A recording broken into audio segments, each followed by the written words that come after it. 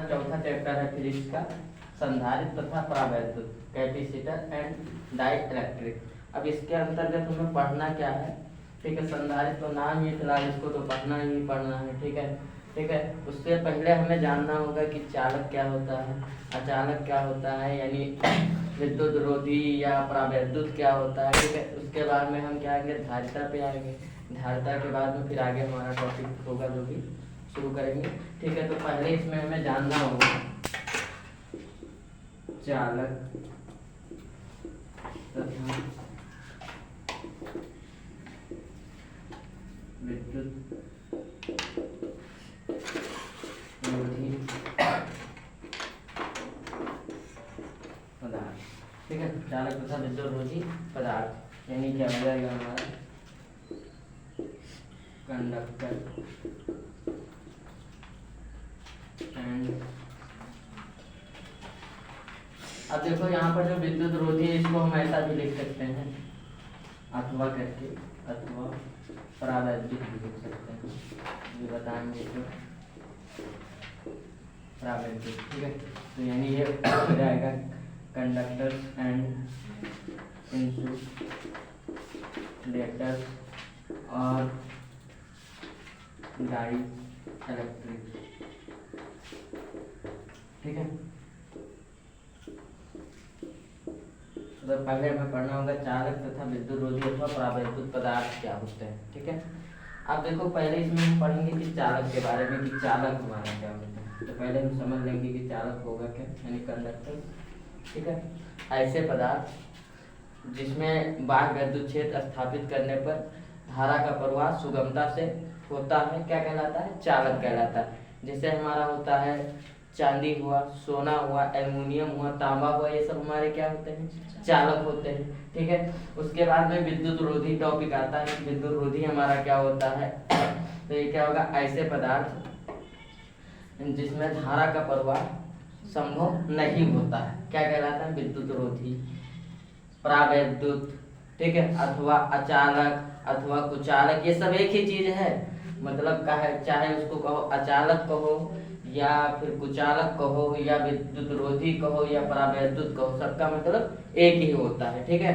मतलब ऐसे पदार्थ जिसमें धारा का प्रवाह संभव नहीं होता है, विद्युत रोधी, परावैद्युत, अचालक अथवा कुचालक कहलाते हैं, ठीक है। अब जैसे हमारा क्या हो सकता है, जैसे हमारा कह सकते हैं सूखी लकड़ी कह सकते हैं, ठीक है। उसके बाद में हम कांच कह सकते हैं, ठीक है।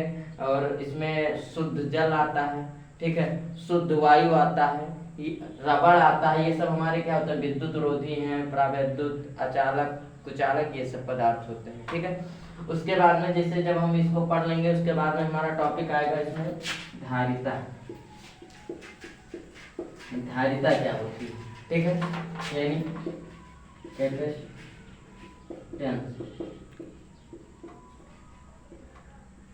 ठीक है। धारिता क्या होती है, ठीक है। वैसे नाम से ही क्लियर है धारिता।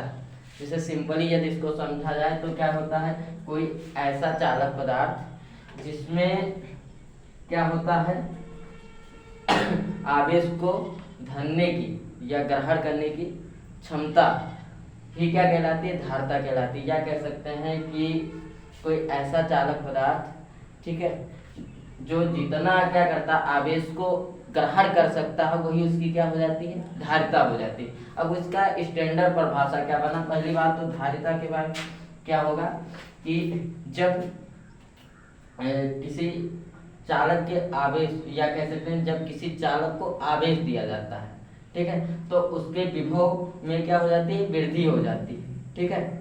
यदि हम मान लें कि किसी चालक को आवेश Q कूलम दिया जा रहा है और उसके विभव में वृद्धि जो है वो हमारा है V वोल्ट, तब इसकी धारिता क्या बनेगी, हमें पता है। जब हम क्या करते हैं, किसी चालक के आवेश को क्या करते हैं, बढ़ाते हैं, या किसी चालक को आवेश देते हैं, तो क्या उसमें क्या उत्पन्न हो जाता है, विभव उत्पन्न हो जाता है। ये हमें पहले ही हमने बताया कि जब आवेश के कारण ही क्या विद्युत क्षेत्र उत्पन्न होता है, और विद्युत क्षेत्र को व्यक्त करने के लिए दो कंडीशन होता है, एक विद्युत क्षेत्र की तीव्रता, एक विद्युत विभव, ठीक है। तो आवेश के कारण ही क्या होगा, विद्युत विभव भी उत्पन्न होगा।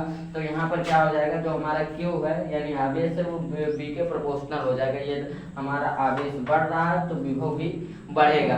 अब यहाँ पर क्या होता है, हमें पता है जब हम प्रोपोर्शनल का चिन्ह हटाते हैं तो कोई नियतांक मान लेते हैं। तो मान लिया प्रोपोर्शनल का चिन्ह हटाए तो हम नियतांक मान लेते हैं बी।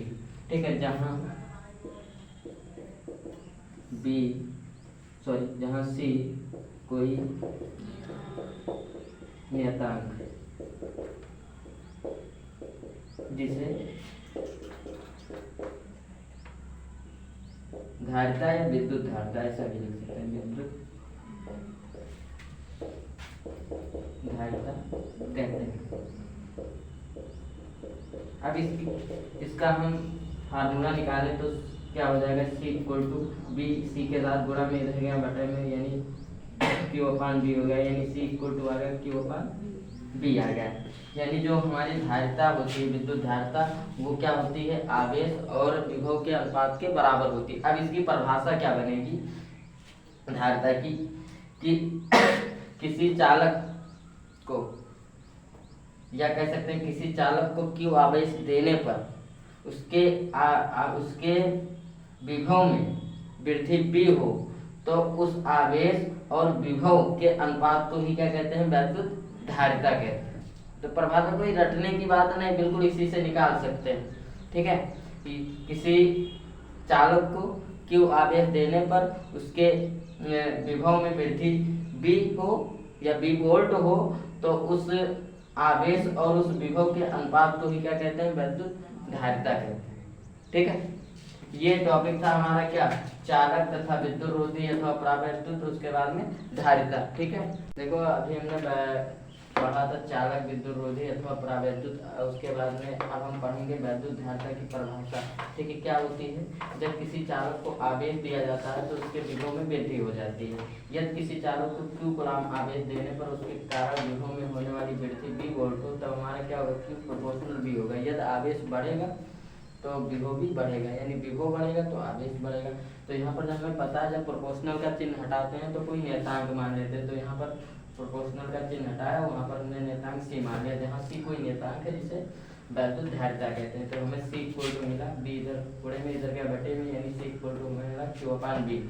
ठीक है, अब इसकी परिभाषा क्या बनेगी वैद्युत धारिता की, किसी चालक को Q आवेश देने पर उसके विभव में वृद्धि B हो तो आवेश और विभव के अनुपात को वैद्युत धारिता कहते हैं। ठीक है, अब वैद्युत धारिता का मात्रक क्या होता है हमें पता है, C का मात्रक यानी आवेश का मात्रक कूलाम हो जाएगा और विभव का मात्रक वोल्ट हो जाएगा।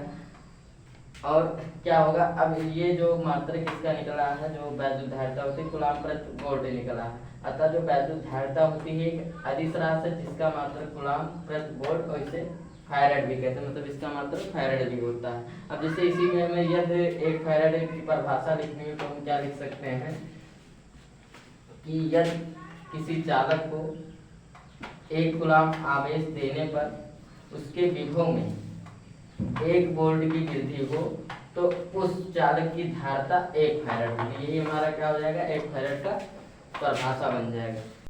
1 फैराड की परिभाषा है डिफिनेशन ऑफ 1 फैराड। क्या होता है, यदि किसी चालक को Q इक्वल टू 1 कूलाम आवेश देने पर उसके विभव में होने वाली वृद्धि B इक्वल टू 1 वोल्ट हो तब उस चालक की धारिता कितनी होगी, 1 फैराड होगी। ये क्या हो जाएगा, 1 फैराड का परिभाषा बन जाएगा।